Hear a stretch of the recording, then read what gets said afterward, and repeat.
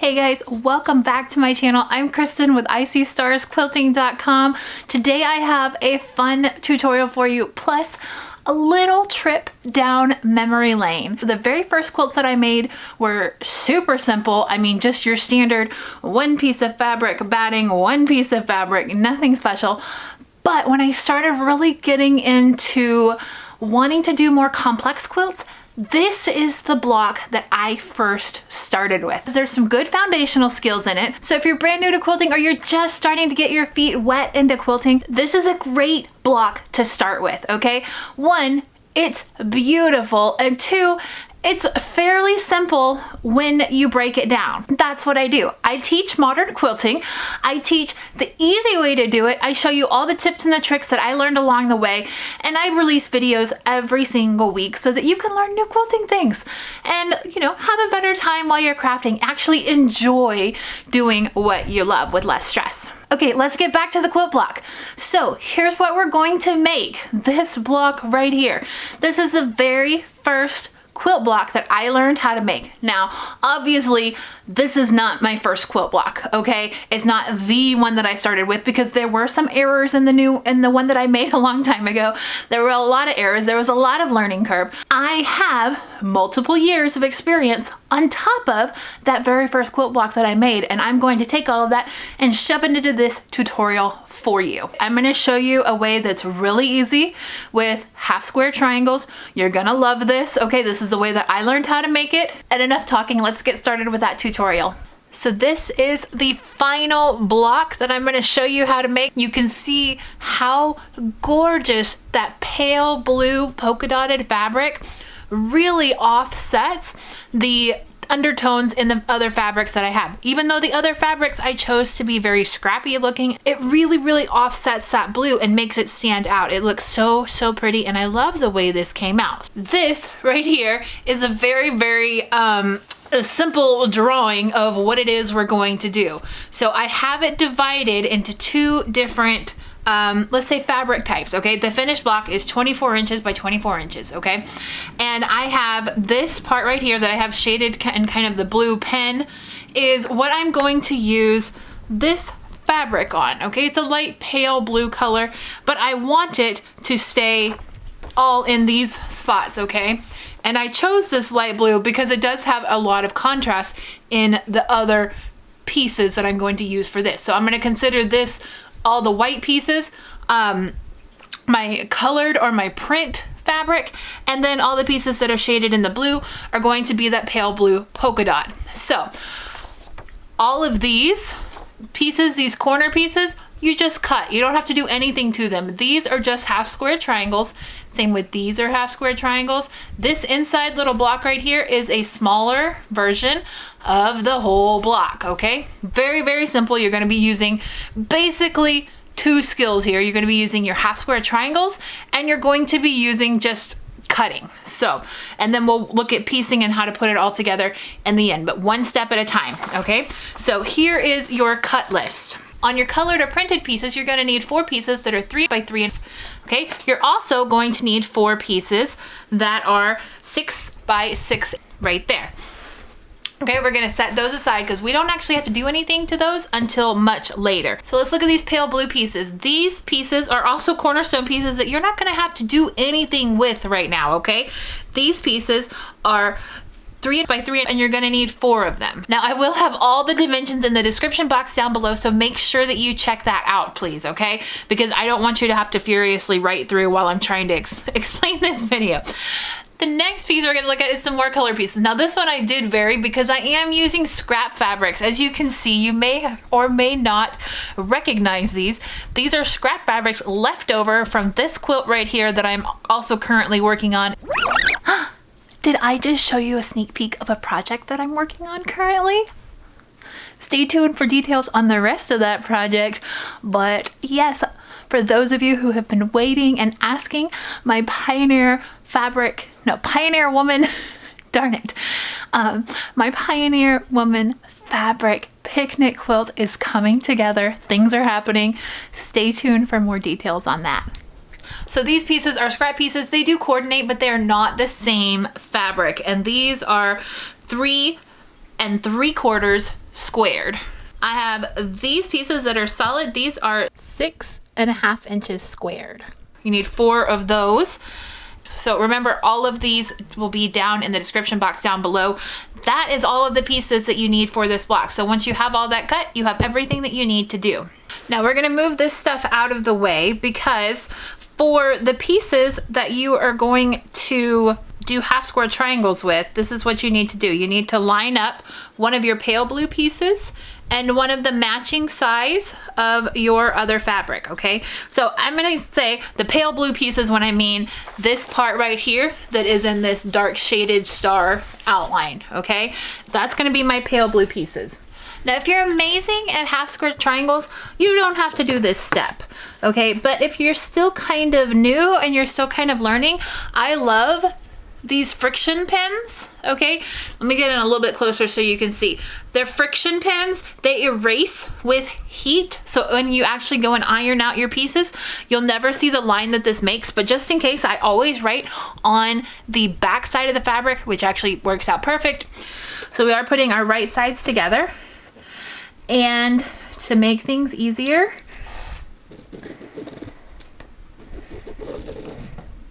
I'm going to draw a line from corner to corner. It doesn't matter which corner you're drawing from. If you want to sew this way, that's fine. You just want a diagonal line across each side.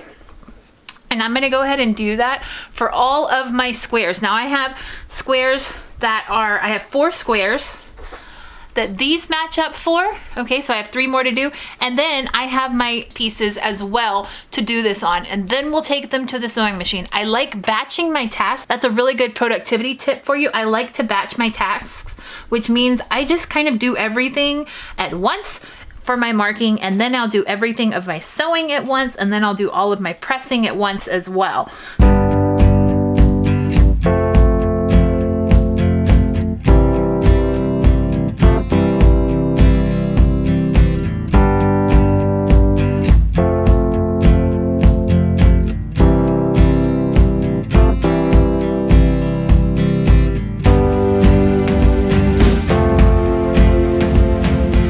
See, look at that nice, crisp, dark line that these friction pins put on there. By the way, these come in different colors.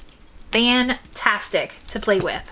And now I'm gonna move on to my much bigger pieces. Exact same thing, just going one block at a time and drawing on the lines. Now when you see how easily this block comes together, this is what really did it in quilting for me, is I liked taking things that looked complicated, things that in my mind would be like masterful tasks, things that only an expert quilter would do.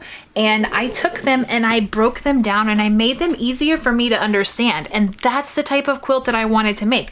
I wanted to make a quilt that looked hard, that looked impressive, but actually wasn't that hard. You know, it just takes your basic skills of drawing straight lines, cutting straight lines, making sure your foundation skills of knowing your 1/4 inch seams and knowing how to work your sewing machine to get to that point that you want to be, which is look fancy, look impressive, look like it took you a million years, but really that secret is one that you can keep if you choose and make yourself feel good. Okay, that is the last one. I am going to take these over to the sewing machine and I'm going to show you what to do next on these. It's super simple. I've got all of my pieces stacked over here on the side. You can see I kind of like to, as I put them down, I kind of rotate them so that they're not like one stacked perfectly on the other. And I can kind of pick up just this one pack without having to disturb the other ones underneath it. Now this next part is this line right here that we drew is exactly down the center. You want to do a 1/4 inch on this side and a 1/4 inch away from the line on this side. So if you're brand new to quilting and half square triangles is feeling a little bit intimidating, watch this tutorial. I promise it's going to be okay. So you're going to want to do a 1/4 inch on this side and a 1/4 inch on this side. So I'm going to take this little one, I'm going to put it in here and I'm going to line up my line right here with my sewing foot. I know that this right here is my 1/4 inch line on my sewing foot. So I'm going to line that up and I'm going to keep an eye on this line all the way down so that I know I sew an inch, a quarter inch on this side. Then I'm gonna flip it around and I'm gonna do it a quarter inch on the other side.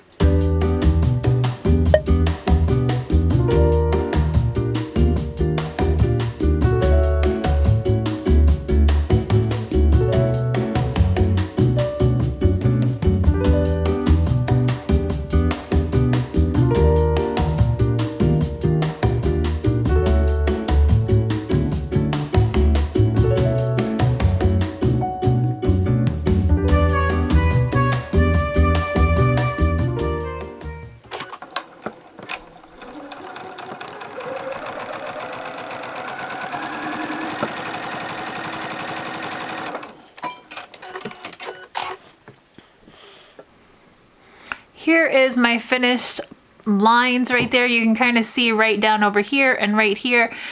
I did keep my pieces nice and you see all my threads there. I did keep them nice and square the entire time.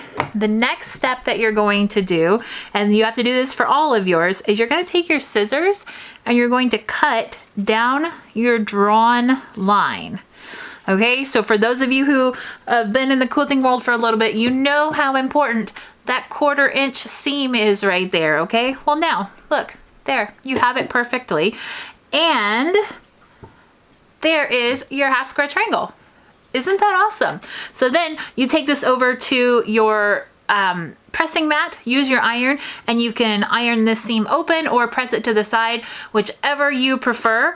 But I like to batch my tasks, so I'm gonna put these in a little pile right here, and then I'm gonna go for the rest of my pile, and I'm going to go ahead and sew all of those quarter inch lines on either side of the line that I drew. How many times can I say line in one tutorial? I don't know, we're counting still.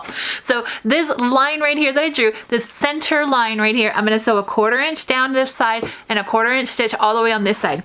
Now, I do get asked a lot, because you can see when I'm sewing here, I do get asked a lot by people that say, how come you don't backstitch when you start sewing?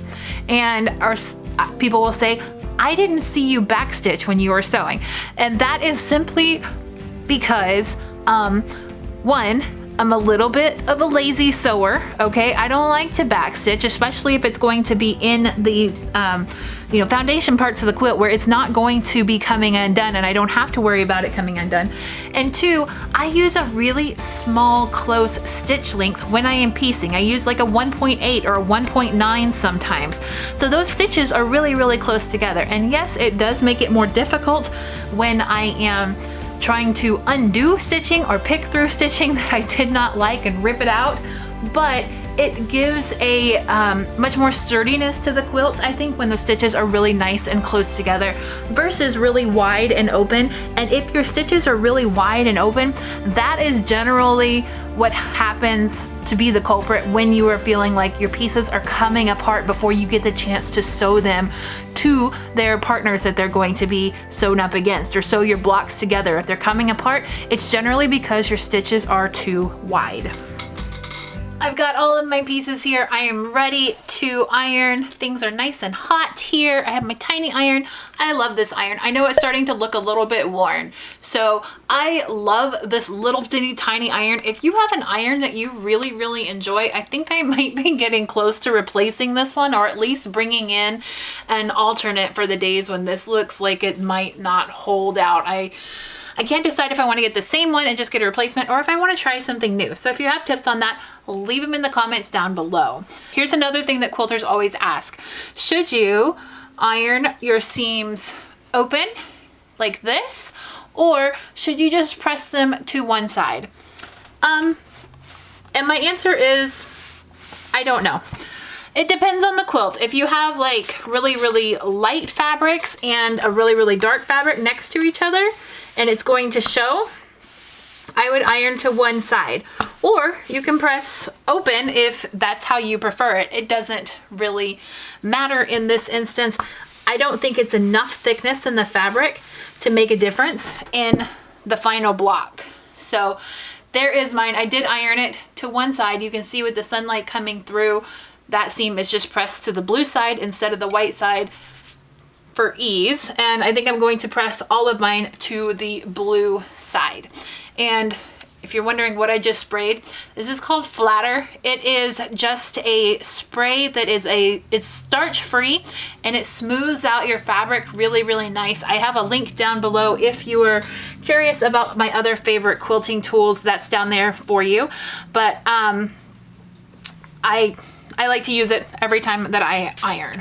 And you should have, because you're doing 2 half square triangles at a time, the method that we did, you should have pairs. See, ta-da, pairs.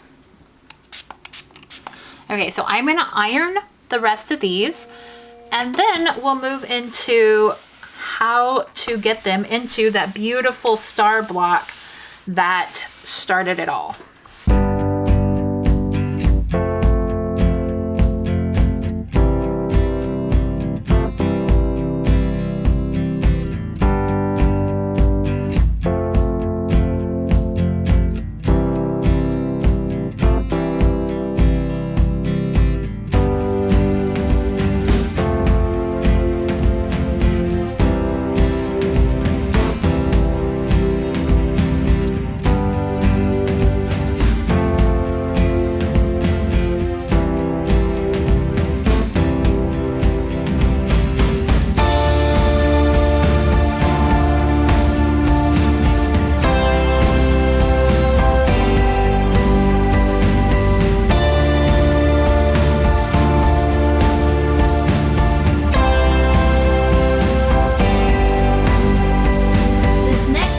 Show you on my design board, and I suggest that you start with the center blocks. Okay, this is going to be actually testing out how your block looks and whether or not you want to move around the pieces.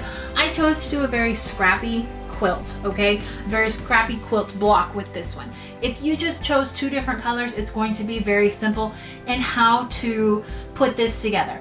But if you chose a scrappy quilt like me, you may want to rearrange your blocks, but I suggest starting from the center and working your way out. Now to look at this block up closely, you can see I don't have everything laid out perfect. It's kind of still like just barely there, so you can get the idea of it and you can see where needs to be changed if anything's too close together. I could tell like my most boldest print was this red one, so I kind of tried to, you know, keep it a little bit spaced out and a little bit different throughout here. But if you look really closely, when we look at putting all of this together, this block right here has 4 pieces to it. If you look at this quadrant of the center star, it has 4 pieces to it. I am going to assemble those blocks first, then I'm going to assemble these 4, and these 4.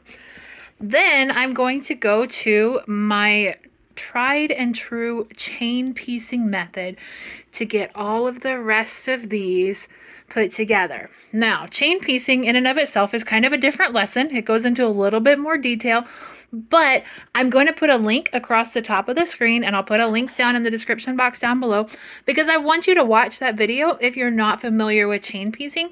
It's going to make things a lot easier to get all of this together, but I'm telling you, this is how I'm going to start. I'm going to start in these central quadrants and get these 4 together times 4 before I start adding these in, okay? Because if you just go and sew all of these together and then what? You sew this to this? No. You want to sew all of these together, and these will be the same size as this piece once you get there. So that just goes a little bit more explanation to it. And I definitely use a 1/4 inch seam when I'm sewing all of these blocks together so that my seams are consistent. I will go back and press the back of my quilt block, and this is a really easy way to make 4 stars and you are done with the quilt. Okay, so like 4 of these makes a nice size baby quilt or a lap quilt. Okay, really, really good, quick and easy half square triangles.